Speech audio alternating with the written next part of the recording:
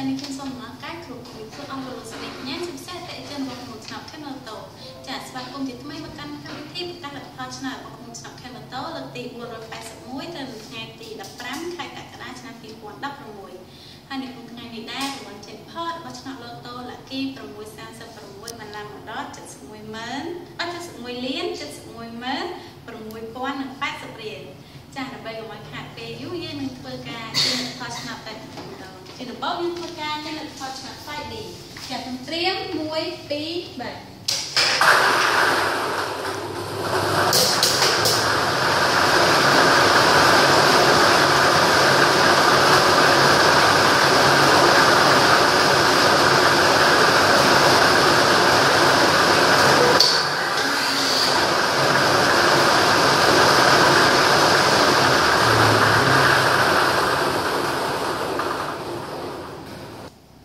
ពេលនេះលទ្ធផលរបស់ឆ្នាំ 5D បានចេញមកហើយខ្ញុំសូមធ្វើការប្រកាសជូនតែម្ដងនៅកពីប៉ុងទី1មានលេខ9កពីប៉ុងទី2មានលេខ3កពីប៉ុងទី3មានលេខ4កពីប៉ុងទី4មានលេខ8និងកពីប៉ុងទី5មានលេខ3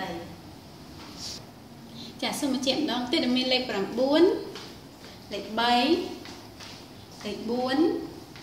លេខ8និងលេខ3ចាំពេលនេះយើងឈានមកដល់ការចេញលទ្ធផលឆ្នោតលតូលគី636វិញម្ដងចាសូមត្រៀម1 2 3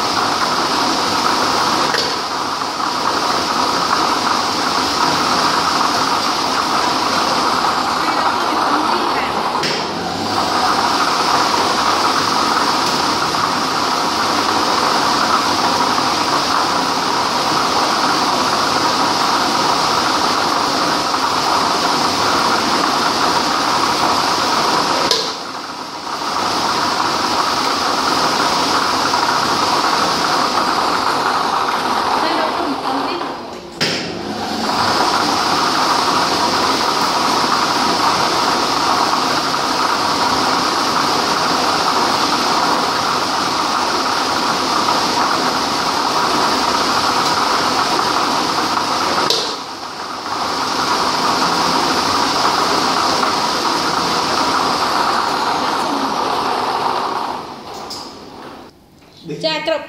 ពីប៉ុងរបស់ឆ្នោតលតូលគី636បានចេញមកហើយនេះខ្ញុំសូមធ្វើការប្រកាសជូនតែម្ដងហើយក៏ពីប៉ុងទី1មានលេខ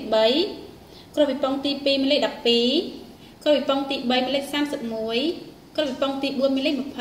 គ្រប់ពីប៉ុងទី5មានលេខ2និងគ្រប់ពីប៉ុងទី6មានលេខ21ចានេះខ្ញុំសូមបញ្ជាក់ជូនម្ដងទៀតដែលមានលេខ3លេខ12លេខ31លេខ20លេខ2និងលេខ21ចាពេលនេះការចេញលទ្ធផលឆ្នោតរបស់ក្នុងឆ្នាំខែមកទៅបានមកដល់ទីបញ្ចប់ហើយនេះខ្ញុំក៏សូមថ្លែងអំណរគុណដល់អតិថិជនទាំងអស់ដែលតាមដានទស្សនារកការចេញលទ្ធផលឆ្នោតរបស់ក្នុងឆ្នាំខែមកទៅ